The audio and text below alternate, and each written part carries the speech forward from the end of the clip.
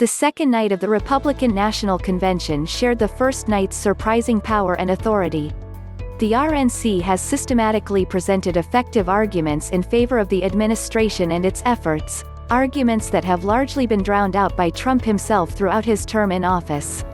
One after the other, ordinary people and relatively modest state-level politicians hit home the themes that will make or break the Trump re-election effort. On this night in particular, the role of faith and redemption and the lack of the same in the rhetoric and policies of the Democrats. As a former presidential speechwriter, I can tell you that these were uncommonly well-wrought addresses that could not easily be characterized as extremist or inflamed even as they advanced positions anathematic to the mainstream media, like the centrality of religion and the threat to religious liberty and the moral hazard of abortion on demand.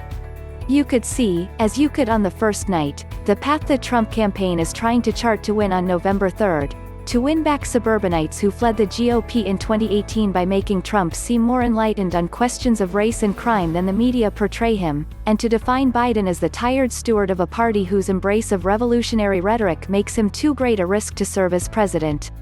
All of that shared the stage with the sheer, ever-shocking brazenness of the president himself. His shamelessness is what drives people who dislike him into frenzies of righteous rage, and it's what delights those who openly revel in his violations of the convention. He'll say anything and he'll do anything if he thinks it will help him.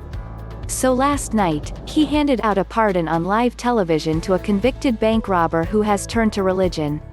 And then, an hour later, he was introduced with, "Hail to the Chief," as he emerged into a White House corridor, walked through the hall, and then through another door in which a staged naturalization ceremony then took place.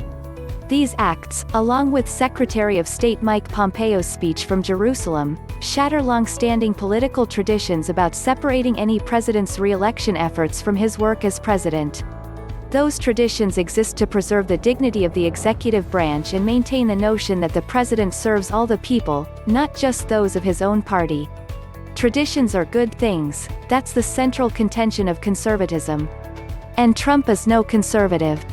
He does what's good for him, or what he thinks is good for him, and the hell with everything else. Moreover, Trump has no dignity and actively seems to consider dignity a form of unilateral disarmament. By pardoning an African-American felon on live television, he wasn't just acting like the host of The Apprentice, or Oprah handing out cars. He was trying to send a message that all that talk of him being a racist can be ignored because of the nice things he's done for black people,